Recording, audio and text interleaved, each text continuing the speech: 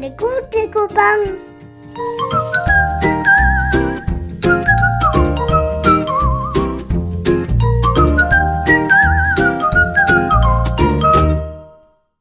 Bonjour les enfants, j'espère que vous allez bien.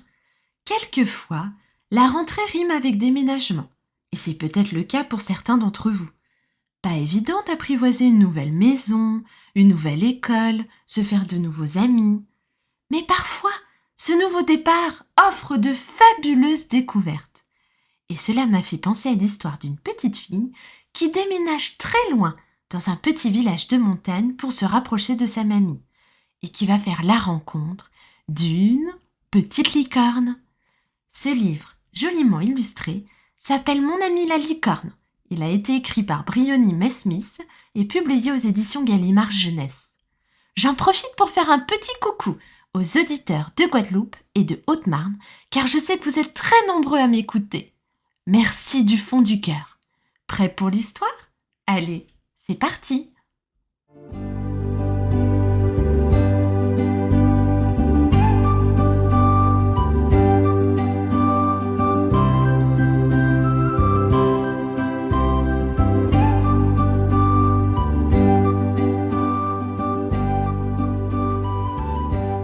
Ma vie a totalement changé quand nous avons déménagé au bout du monde, dans les montagnes, pour nous rapprocher de mamie.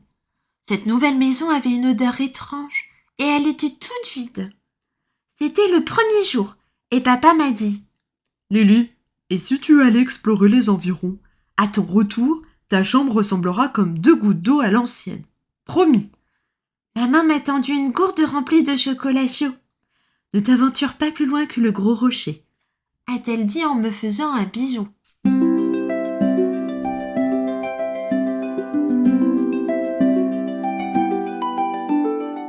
Arrivée au gros rocher, au bout du jardin, j'ai vu la mer qui s'étendait à perte de vue. Un épais brouillard flottait dans le ciel et tout à coup, l'eau s'est couverte de brume. Non, pas de brume, de nuages. Non, pas de nuages, de chevaux blancs. Non, pas de chevaux, de licornes. Oh, elles bondissaient dans les airs comme soufflées par le vent. L'instant d'après, elles avaient disparu. J'ai couru vers la maison pour tout raconter à papa et maman, mais j'ai entendu comme un reniflement. Je me suis approchée sur la pointe des pieds. Et là, dans un creux, une forme argentée était prisonnière des ronces. « Un bébé licorne !» je me suis exclamée. Tout doucement, je l'ai libérée et je l'ai enveloppée dans ma veste. C'est mamie qui m'a ouvert la porte. Elle était venue nous aider à défaire les cartons. « Alors, elles existent encore !» a-t-elle murmuré en voyant la petite licorne. Je lui ai raconté que j'en avais vu passer toute une horde. « Quand j'étais enfant, » a-t-elle dit en souriant, « je les regardais s'envoler pour l'île aux licornes, portées par le dernier vent d'été. » Mamie m'a appris tout ce qu'elle savait sur les licornes. Elles ne mangent que des fleurs, tu sais. Mais ici, les fleurs sont trop rares pour qu'elles puissent se nourrir toute l'année. Alors au printemps, j'attendais qu'elles reviennent brouter les jeunes bruyères et chardons qui poussent dans nos montagnes. J'ai regardé par la fenêtre de la maison. Il n'y avait pas de fleurs, ou si peu.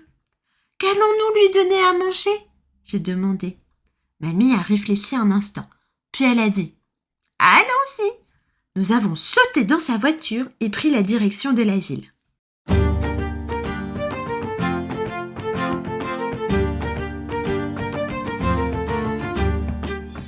Dans une petite boutique, nous avons acheté à ma licorne de gros bouquets de fleurs. À notre tour, elle s'est régalée. « Que boivent les licornes ?» j'ai demandé à mamie. « De l'eau effleurée par la lune » m'a-t-elle expliqué. C'est ce qui fait briller leurs cornes dans le noir et qui les rend magiques. J'ai caressé ma petite licorne. Puis mamie et moi avons farfouillé dans les cartons, à la recherche de coussins pour lui faire un nid douillet, au pied de mon lit. Après avoir tout rangé, papa et maman nous ont rejointes. Maman s'est agenouillée et ma petite licorne a frotté son museau contre sa main. Ce soir-là, papa et moi avons enfilé nos bottes et nous sommes partis en direction des collines. Dès que la lune a effleuré le ruisseau, nous avons rempli plusieurs seaux d'eau et les avons rapportés à la maison. Dans la pénombre du garage, l'eau brillait et, fascinés, nous avons regardé boire ma petite licorne. Une fois couchée, je l'ai laissée grimper sur mon lit et j'ai caressé son pelage moucheté. Soudain, je l'ai entendue gémir. J'étais tellement heureuse de l'avoir découverte que j'avais oublié combien elle devait avoir peur. « Tout va bien », j'ai murmuré. « Le printemps sera bientôt de retour. » Le lendemain, ma licorne et moi sommes partis nous promener. Nous nous amusions à faire craquer les feuilles mortes sous nos pas ou à les attraper au vol.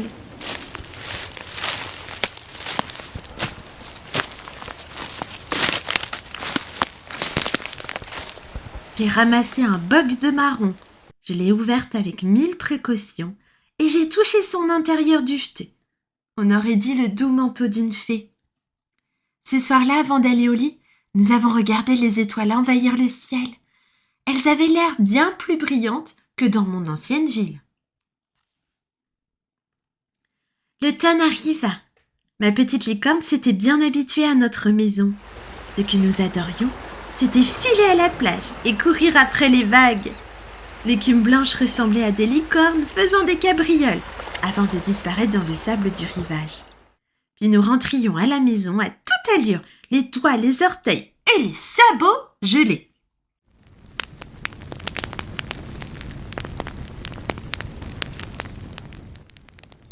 Un bon feu, c'est si agréable, je disais à ma licorne.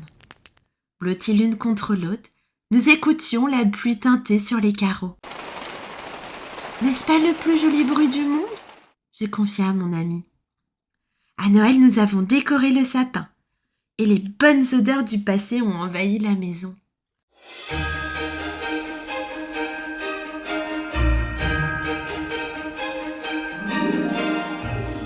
En découvrant la neige pour la première fois, ma petite licorne a été éblouie par sa blancheur et par le silence qui régnait partout.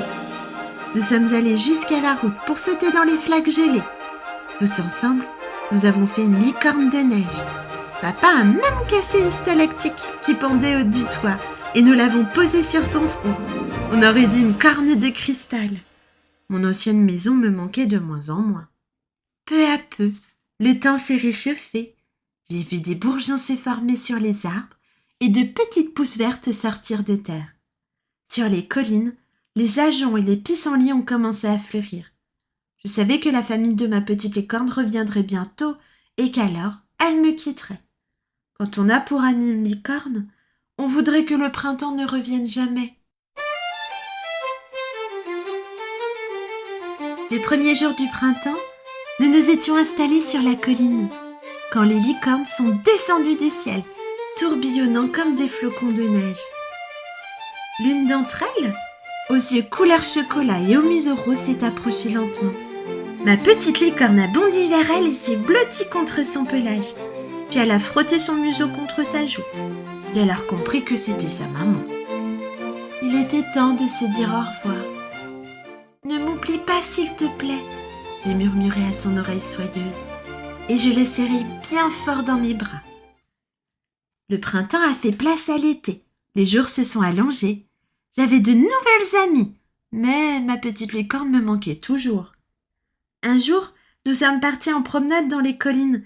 Maman, papa, mamie, mon amie Zélie et moi. Avec Zélie, nous étions en train de chercher des insectes dans les hautes herbes quand quelque chose a frôlé mon bras.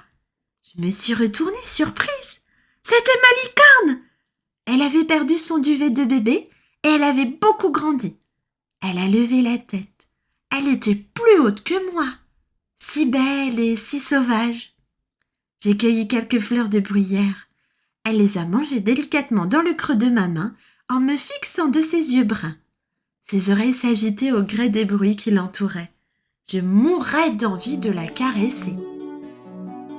Elle a mangé un dernier brin et soudain, a-t-elle entendu quelque chose ou est-ce moi qui ai fait un geste brusque? Elle a fait demi-tour et elle est partie en un clin d'œil au galop. J'ai essayé de la suivre un instant, puis je l'ai regardée s'éloigner vers les montagnes. Bientôt, elle avait disparu. Je me suis tournée vers Zélie qui fixait encore l'horizon, ébahi. C'était mon ami la licorne, j'ai dit. Maman m'a appelée. Il était temps de rentrer dans notre maison, dans les montagnes, à travers bruyères et chardons.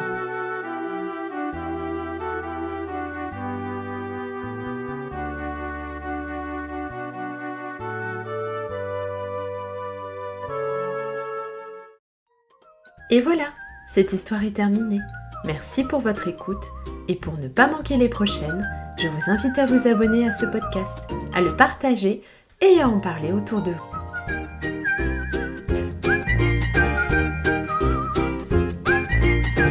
À bientôt les copains!